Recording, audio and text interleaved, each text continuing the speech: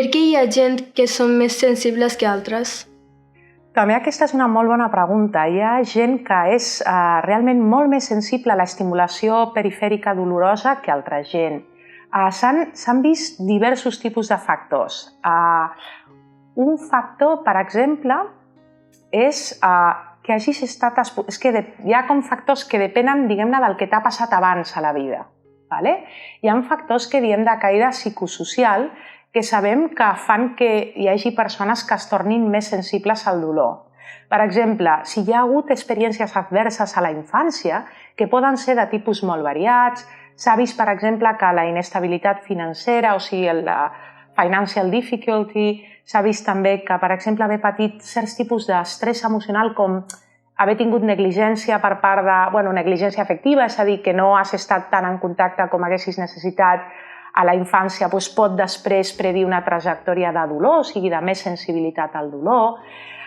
També s'ha vist, per exemple, a nivell cerebral, que quan les regions del cervell que d'alguna manera mantenen el to sensorial, o sigui, el fet que tu sentis les diferents parts del teu cos com a pròpies, hi ha unes regions somatosensorials a nivell cortical, que si no estan ben integrades, si no es comuniquen bé les neurones dintre d'aquesta network, el que fa és, ho fa més probable que tu davant de la mateixa estimulació sentis més dolor.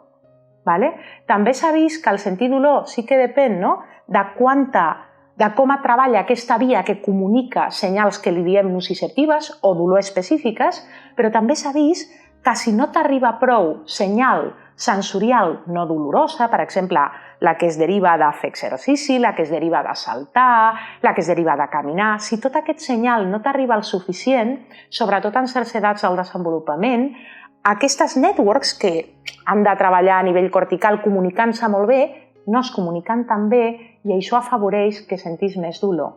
Vull dir que el dolor no només depèn de la quantitat de senyal que t'arriba, sinó de com estan altres sistemes cerebrals en quant a rebre altres modalitats sensorials a l'escorça cerebral.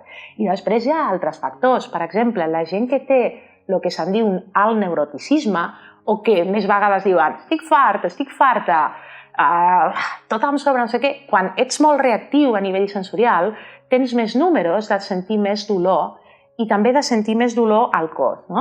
I hi ha altres factors, com per exemple la gent que es cansa ràpid.